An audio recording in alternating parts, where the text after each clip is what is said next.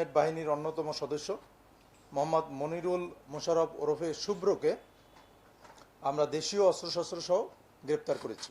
যাত্রাবাড়ি থানার inspector officer in charge এবং inspector তদন্ত সহ আমাদের একটি আভিযানিক দল যাত্রাবাড়ি থানার বিবির বাগিচা এলাকা থেকে বৈষম্য বিরোধী ছাত্র জনতার উপর হামলা চালানো হেলমেট বাহিনীর অন্যতম সদস্য মোহাম্মদ মনিরুল মোশাররফ ওরফে শুভ্রকে আমরা দেশীয় অস্ত্রশস্ত্র সহ গ্রেপ্তার করেছি।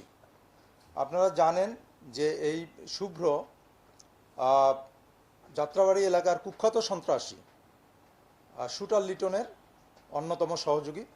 আমরা তাকে বিবির বাগিচা এলাকার তার শ্বশুর বাড়ির থেকে আমরা গ্রেপ্তার করেছি এবং তার সেই বাসার টেলিভিশনের যে ক্যাবিনেট ছিল তার ভিতরে এই দেশীয় অস্ত্র এবং তার হকি স্টিক, হেলমেট, তারপরে লোহার রড ছিল, এগুলি ওখানে লুকানো ছিল এবং সে নিজেই তার দেখানো মতে আমরা সেগুলি উদ্ধার করেছি।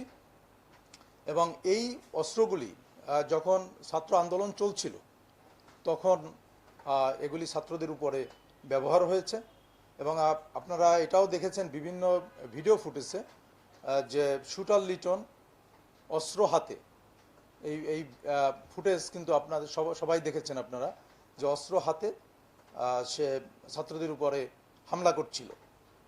তো সেই শুটার লিটনের অন্যতম সহযোগী হলো এই মনিরুল ইসলাম মোশাররফ। তো তাকে আপনারা অস্ত্রগুলি দেখেছেন, সেখানে অনেক দেশীয় অস্ত্রশস্ত্র আছে এবং তার বিরুদ্ধে আমরা মামলা করেছি এবং অস্ত্র আইনে মামলা করেছি এবং তাকে আমরা রিমান্ডও এনেছি। যেহেতু আমরা আগে একটু ধরেছি, আইনের বাধ্যবাধকতা ছিল আদালতে প্রডিউস করার, যার জন্য আমরা আদালতে প্রডিউস করে তাকে আমরা রিমান্ড চেয়েছি এবং আদালত আমাদের রিমান্ড মঞ্জুর করেছেন।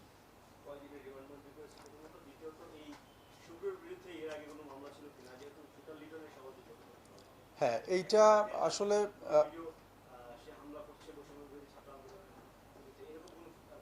আমরা এলাকার যে লোকজন যারা আছে তারা নিশ্চিত করেছে যে সে ওই আন্দোলনে ছিল, আন্দোলনের সময় অ্যাটাক করেছে তাদের উপরে, ছাত্রদের উপরে, এবং তার বিরুদ্ধে মামলা, যদিও আমরা এখনো মামলার তথ্য পাইনি, কিন্তু মামলা না করার যে কারণটি এলাকার জনগণ বলেছে সেটা হলো যে সে যেহেতু প্রভাবশালী ছিল এবং শুটার লিটনের অন্যতম সহযোগী ছিল, ভয়ে লোকজন তার বিরুদ্ধে মামলা করতে সাহস করেনি। 2 দিনের রিমান্ড মঞ্জুর করা হয়েছে। আর দলীয় পরিচয়, আসলে আমরা যারা সন্ত্রাসী তাদেরকে আমরা সন্ত্রাসী হিসেবেই দেখি, আমরা আসলে দলীয় পরিচয়টা খুঁজতেও যাই না, আর আমার মনে হয় যে এটা খুব জরুরিও না। 48 এই ছিল। সে সেটা স্বীকার করেছে যে সে এই আন্দোলনের বিরুদ্ধে সে যে হেলমেট বাহিনীর সদস্য হিসাবে সে কাজ করেছে, এই কথা সে বলেছে। এবং আরেকটা বিষয় হলো যে তার নিজের দেখানো মতে এই অস্ত্রগুলি আমরা উদ্ধার করেছি তার শ্বশুরের বাসা থেকে। সে এই 5 তারিখের পর থেকে সে পলাতক ছিল এবং ওই নিজের বাসায় থাকতো না সে।